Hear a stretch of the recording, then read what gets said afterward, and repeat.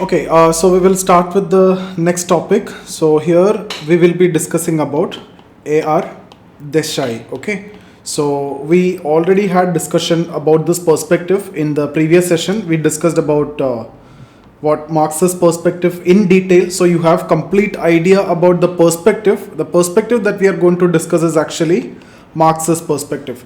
So if you see in the previous discussion, what we have done so far, we discussed about Indology and we discussed about G.S. Gure, and then we discussed about functionalist approach, right? The structural functional perspective that we have discussed. So we discussed from the side of M.N. Srinivas. Now before also we have discussed about this particular perspective from Durkheim. So we already had this discussion in the chapter of Durkheim, and then we have discussed about M.N. Srinivas in detail in the previous session. So when we discussed about Indology, I've told you there are 2-3 different dimensions in which you need to understand Indology.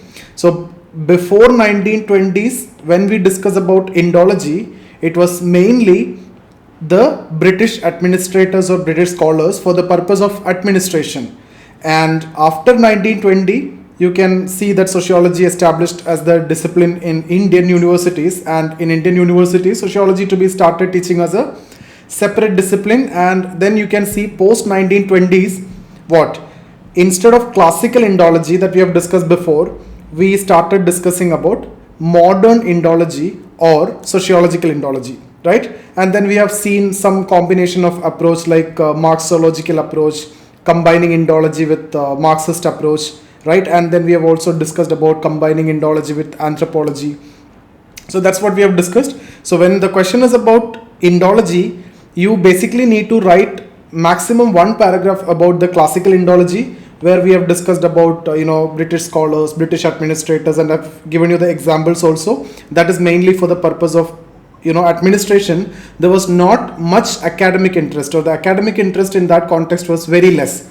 So academicians started studying the society, and we have seen the study of caste system, we have seen the study of Jajmani system, etc., by using Indological approach. And when we discuss about Indological approach, it's all about the culturological approach, right? And then in functionalism, we have seen that structural approach. So culturological approach means it is a bookish view what the system ought to be. If it is caste system, what caste system ought to be, right? What it should be. That's the culturological approach. And then we have seen what is caste system and what exactly is, what is the current reality. That is what the structural understanding of caste system. So that we have seen through functionalist approach, which mostly employed a field work. So when field view or field work is there, you will get the actual reality. You will get to know the actual reality. So in modern Indology also, it is mostly bookish view only, but some combination of approaches there. The perspectives was combined. Okay. So that's what we have discussed. And that, what's the word we have discussed here? We have discussed about that particular word, structural functional ethnography. What do you mean by that? I've told you this is the perspective, structural functional perspective, mainly from Emile Durkheim, plus in the Indian context, actual field study was conducted. And I've told you the reason for field study also. Post independence, there is a need for developmental planning. So you need to go for a functional approach. You need an optimism because welfare state emerged, and it is expected that the welfare state will take care of the problems of the people, poverty, unemployment, inequality, everything. So it will be taken care by the welfare state. So there is not much scope for Marxist perspective. I've told you when we discussed about modern Indology, there was combination of Marxology also, but post 1947 the scope of Marxist approach was very less. The reason is welfare state and the emancipatory concerns which were raised by Marx will be entrusted to the welfare state. So actually there is no role or there is no relevance for questioning the state policy at this point of time. Just emerging welfare state, we need some time, right? So some time has to be given to see whether the land reform is implemented, to see whether the promises have been implemented properly. So for that, time is required. Immediately 1948-49 you cannot start criticizing the state. Although there are some independent studies were done during this time also, 1947 to 1960s also, some independent studies by using Marxist perspective conducted related to the policies and programs of the state, but still the predominance or the dominance was about structural functional perspective. And which approach? Structural functional ethnography. I have told you this can be a 10 marker, and I have also told you how to write that answer. Okay, so now when we discuss about Marxist perspective, now you can very well see the context. You know the context already. So what is the context? Around 1955, 1960, 1965, during that time, or mainly in 1960s, the various policies have implemented. Even green revolution also led to a lot of inequality. Some regions got the benefit, so regional inequality was created, income inequality was created. Land reform was expected to be something which is very good and fair and which is going to change the life of the people and will reduce inequality, all those things, but it was disastrous, right? So because of these faulty implementation of policies and all, there is a need to see things in a different perspective. So there is a need which was felt at this point of time to analyze the policies in a different way. That's how the relevance of Marxist perspective you can see post 1960s mainly. So this is the evolution 1920s to 1947, mainly Indology, bookish view, but it was combined with some perspective. But before 1920s it was purely administrative purpose. Post 1920s to 1947 academicians, but Indology was dominant. 1940s there was a hangover, right? That functionalist hangover. We discussed about Parson and we discussed about Davis and Moore, and all this we have done already. So you know that functionalist hangover of 1940s, and most of the Indian sociologists at that point of time were actually trained under these people. For example, Evans Pritchard, Redcliffe Brown. I've told you yesterday that Srinivas have in his approach, it's the approach of Srinivas is actually a blend of his mentors like Evans Pritchard and Redcliffe Brown. So that functional bias was there on one hand. At the same time, welfare state, need to see everything in a positive way, optimism is required. There was no relevance for Marxist perspective, so the dominance was about the functional approach. And field study was conducted mostly and predominantly. Why? Because what is written in book and what is the actual practice is different. So you should be having clear idea about the structural reality. So culturological understanding gave way to a structural understanding with the with this particular approach, structural functional ethnography. For that, a lot of field studies were conducted, and we will be studying about all these field studies in the coming sessions, like village chapter of village studies. Okay, we will be discussing about village studies, and in caste system also we will be discussing about various studies. And I've told you about Sanskritization, right? So what was written in book and what is actually practiced is different. Sanskritization as a concept you cannot see in the Manusmriti or anywhere. That means Brahmins are always supposed to be dominant on one hand, but dominant caste concept will tell that Brahmins are not necessarily Brahmins. Like I have given you examples of other castes like Reddis, Kamas, Jats, etc. can be dominant. Secondly, in the book it is written that there is not written, it is understood that there is no possible mobility. Born as a Brahmin, end as a Brahmin. But what is the reality? Sanskritization is there, so there can be possibility of mobility even within caste system. Although it is understood as a closed system, but still there is some element of or some avenues of mobilities that we have seen also in terms of hypergamy, hypogamy, or anuloma, pratiloma.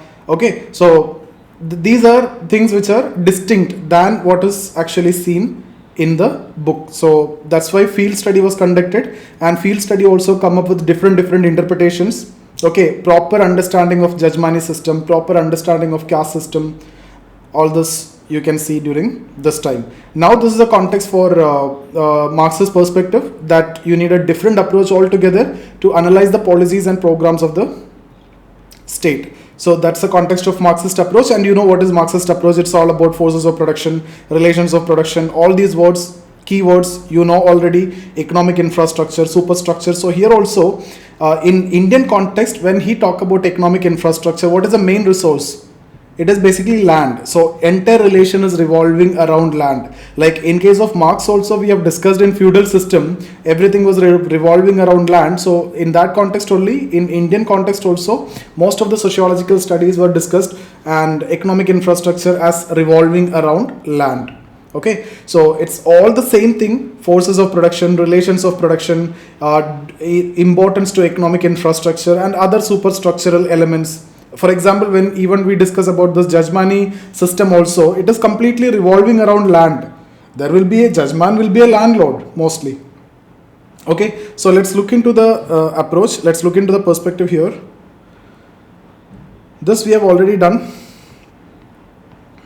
Now, Marxist perspective.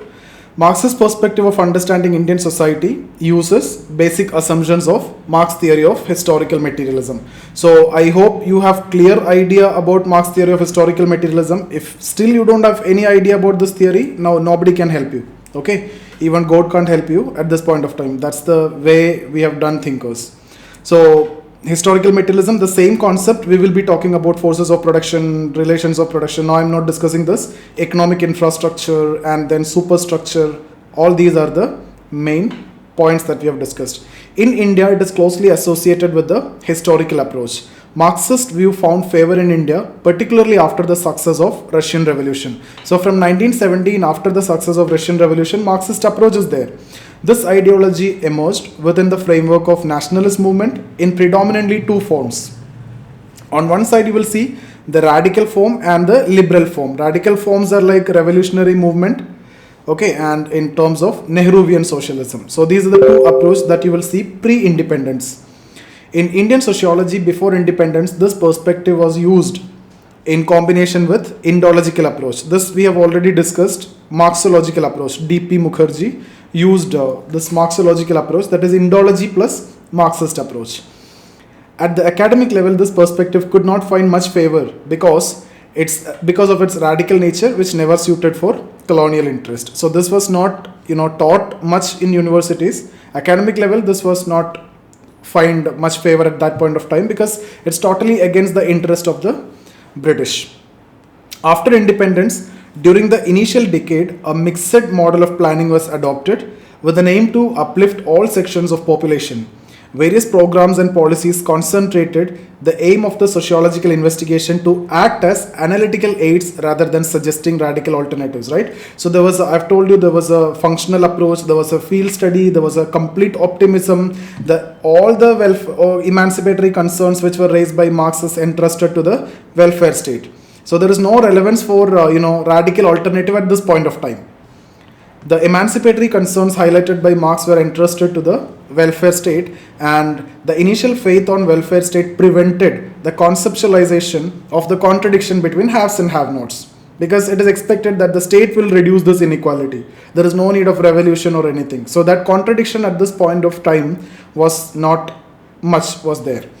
Even during this period, isolated studies, that means I've told you, individual independent studies were made highlighting the contradictory aspects of Indian society. Some studies like Jajmani system, some studies on caste system, etc. were conducted even during this period also.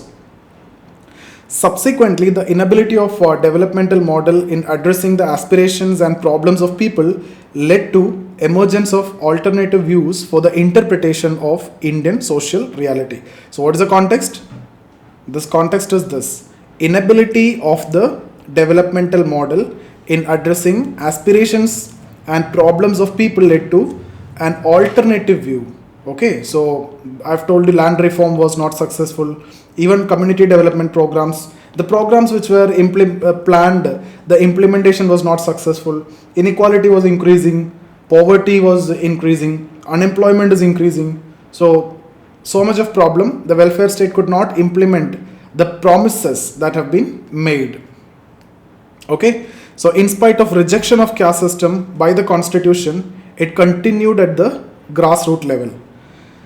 Poverty remained, and the dream of balanced regional development was distinct reality. Now this will be more when it comes to green revolution. Post green revolution, some areas will be getting benefit because of its typical nature, because green revolution needs certain prerequisites, right, with respect to irrigation, with respect to huge land area. So land reform had a big role to play for that, and irrigation facility also have a big role to play for that. So because of that, regional disparities, this I will discuss in detail when it comes to the chapter on village, green revolution, all these are different topics. Thus, During 1970s, the Marxist perspective of understanding Indian society was made popular in the writings of A.R. Desai. Marxist perspective aims or attempt to understand the society in the following way. So these are the main points that we already discussed in Marx. Exactly the same thing. It attempt to understand Indian society in terms of process of historical developments where society as a whole or its institutions have seen as evolving in terms of changing material conditions. So in the theory of historical materialism also we have discussed, it is historical and it is materialistic. So we have seen the change in material condition and society as a whole was evolving, right? There also we have seen how society was evolving based on the change in material condition. When we discuss about change in material condition, mainly we are talking about changes in ROP and FOP or in the economic infrastructure. So when that change, society keep on changing, and we have discussed from primitive communism to ancient mode of production to feudal mode of production to capitalist mode of production and then socialism and also communism. So this kind of evolution is what Marxian understanding, and that's how they are studying the society. And this evolution is through changing material condition. Okay, so that is what dialectical materialism. Contradictions are there, changes are there, material changes are there, and material changes are actually the reasons for change. Dialectical materialism. A.R. Desai in his book Social Background of Indian Nationalism uses a historic materialist approach. That's about the theory only, same theory only, historical materialism, to understand Indian society. Similarly, Daniel Thorner understands social inequalities in India and particularly in the agrarian social structure in terms of Marxian theory of class and class struggle. So if you remember when I've told you about the relevance of Marx, I don't know how many of you can remember that now. I've told you the theory of class and class struggle can be used. What is the relevance? It can be used to understand the level of inequalities which is present in the underdeveloped countries, mainly underdeveloped societies, right? So that application you can see in the study of Daniel Thorner. You don't want to know the study completely, but we will be discussing about this here and there when it comes to Jajmani system, village studies, etc. As example, not in the syllabus. The social structure and the institution are seen as rooted in productive relation. So everything is understood in terms of productive relation rather than understanding them in terms of cultural category. So what is this approach? Understanding everything in terms of cultural category. What is that approach? Indological approach, right? Trying to see everything. Jajmani system, culturological understanding. Caste system, culturological understanding. Here in Marxist approach, even the caste system is also kind of productive relation because that division of labor. Jajmani system is also productive relation because there is an inherent exploitation by the judgment. Okay, so more primacy is given to economic infrastructure, which you already know, while explaining the dynamics of society. A.R. Desai's famous work on peasant struggle or movement is a classical explanation of how struggle by have-nots can influence the political system as well as the government policies. Marxists see society in a systemic manner. This also we discussed under Marx, and if you remember, I have given you the diagram, systemic view of Marx. What is that systemic view of Marx? We have discussed, if you remember, that economic infrastructure. This is FOP and ROP. Okay, then FOP and ROP. Then there are superstructures, right? So this is the systemic view of society. This is the nature. This view was given by Fletcher.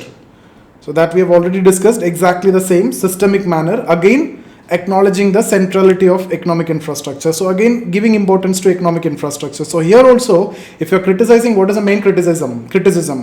You are giving more importance to the economic infrastructure, ignoring the role of the superstructure.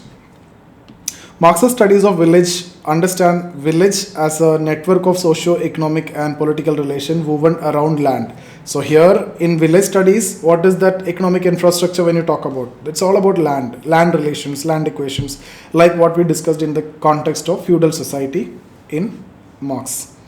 Marx's perspective studies Indian society in terms of contradictions and conflicts.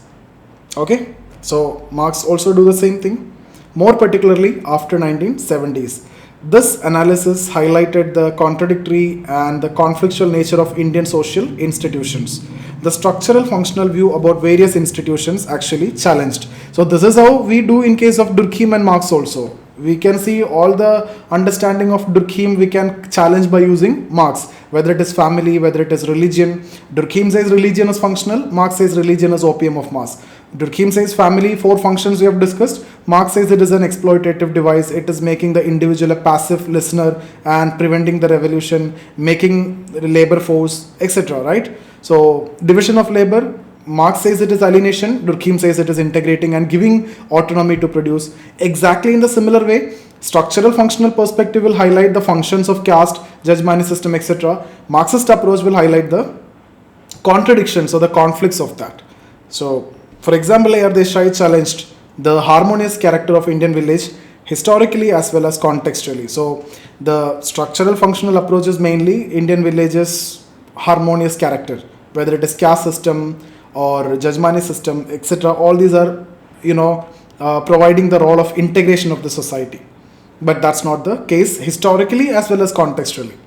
For example, Green Revolution and land reforms were analyzed in Marx's study in a different perspective. Now, what are the criticism? Criticism is mainly the same we have discussed in the context of Marx. Overlook, on the functional dimensions, right? Integrative aspect ignored, given importance to conflict, macro approach, culture is not taken into consideration, importance to economic infrastructure, what all things we discussed under Marx, what all things exactly the same, but put it in Indian context. For example, you can see here this perspective could not acknowledge the religion or culture as a central institution in India. Thus lead to inadequate explanation of importance of religion and various cultural categories while understanding Indian society. So it's not like what we have discussed under Marx, everything he reduced to economic infrastructure. That's why I've told you is a reductionist. But in Indian society, everything cannot be reduced at the level of economic infrastructure. This elements, religion, culture, what are they according to Marx? What are they? Economic infrastructure or superstructure? Superstructure. So they also have a very big role to play in the Indian context. Okay, so Indian society have to be studied on the basis of concepts of Indian society, not the Western concepts. Where we discuss this sentence? Indology. Okay, so that means you are ignoring culture. That is again a big problem. That is, you are not getting the complete understanding.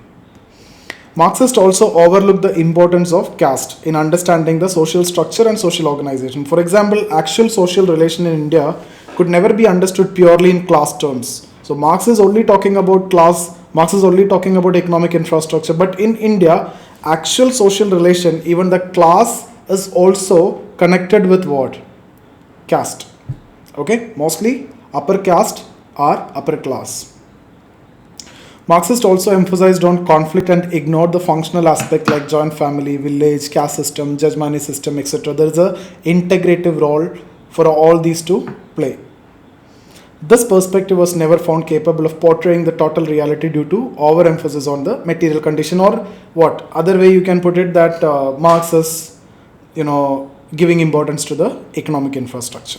But that's about this. Very simple. If the question is asked, must attempt, but what all things we discussed before also need to be accommodated from here and here, Indology, everywhere you need to accommodate. What we discussed under Marx also you need to write.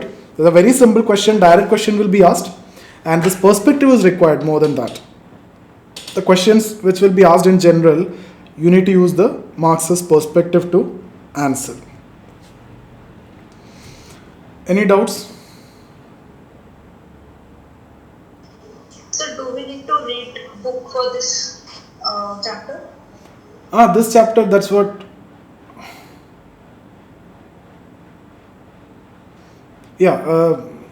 That's what I've told you yesterday, that you can read that book Nagla. In that also all the perspective is there. Okay, so all that perspective is there, and you can read different approach. From that you can get this also the same as that of Marx. So if possible, cover all the thinkers. In India, pure feudalism was not there, but a kind of feudalism was there. A different version, like what you see in the Marxist approach, that feudalism, feudal lords, clergy, serfs, etc. is not there. But this is a kind of feudal setup when you give importance to the traditional relations, obligatory relations, right? When you're giving importance to this caste, Jajmani relations. This is what obligatory relation. This is a kind of feudal relation. Not in pure terms what we have discussed, but there is an element.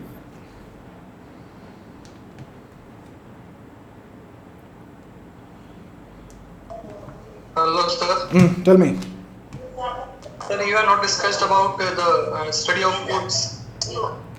Study of codes, we will discuss in caste system. Okay, sir. Hello, sir. Tell me, Praveen. Sir, you have discussed about right now the AR Desai, right? So it is totally about, I mean, not totally, we can say it is a Marxist perspective. So in the Marxist perspective, he has told that at the final, we have a communism where there is a stateless society and everyone will be equal. So this kind of statement or this kind of conclusion, whether AR Desai made with respect to Indian perspective. I didn't get you. Please talk close to the Yeah. mic. Hello, are you audible now? Yes. Sir, in the Marxist perspective, he said that at the end we'll have a communism where there will be a stateless society and everyone will be equal, right? So, whether the same approach has been used by AR Desai with respect to Indian culture, like whether he has said the same thing that Not only Indian culture. Everywhere Marxist perspective is the same. A.R. Desai also uses the same thing only.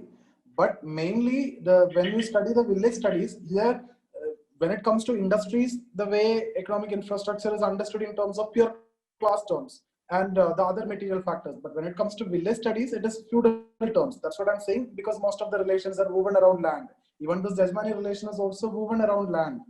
Okay. Now, what you are saying is it's all about communism, socialism. That is applicable in all contexts. That is the Marxist perspective. That's a Marxist approach. okay. Yeah.